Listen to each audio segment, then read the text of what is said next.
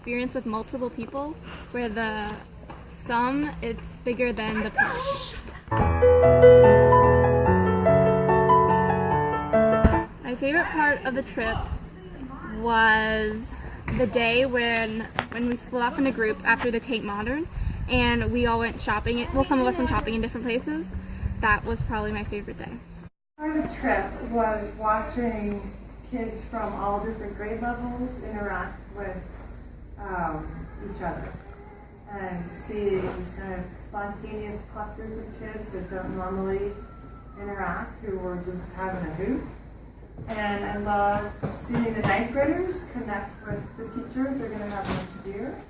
And then I love having the ninth grade teachers connect with kids whom they had last year.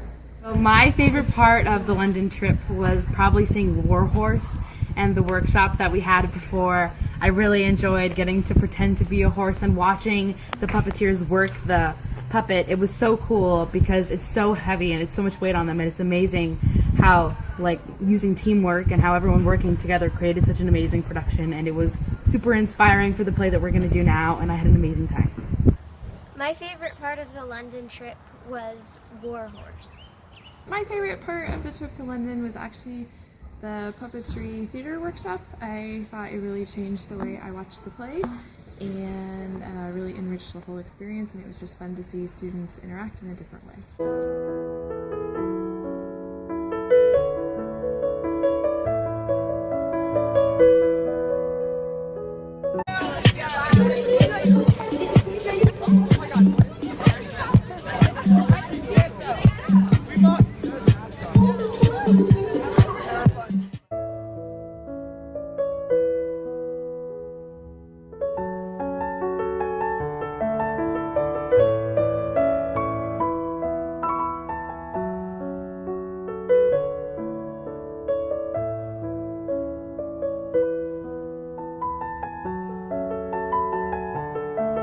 Okay, so what's the difference between American music and British music?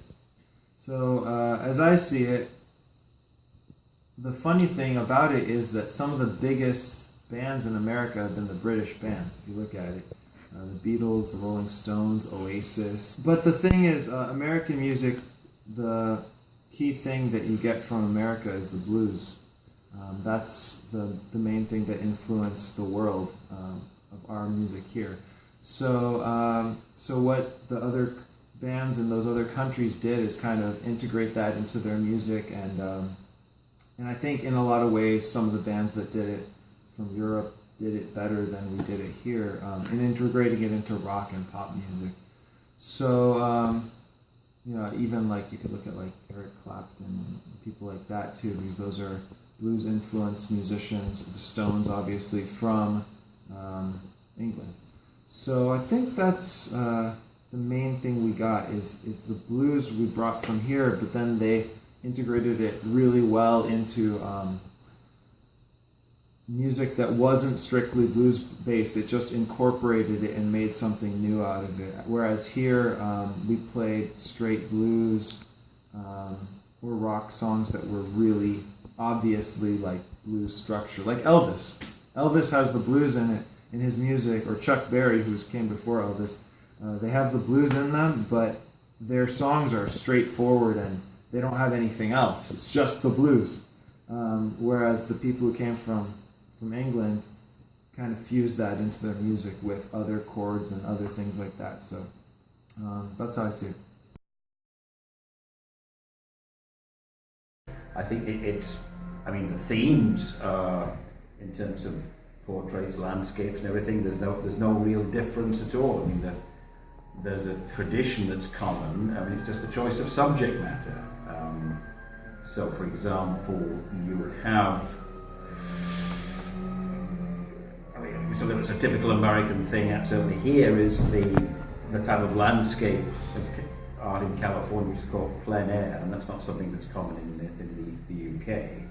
So perhaps something that you'd find in American art, because of the different geography, right? Because America has these vast spaces that some of the type of landscape painting can be more different because of the different geography.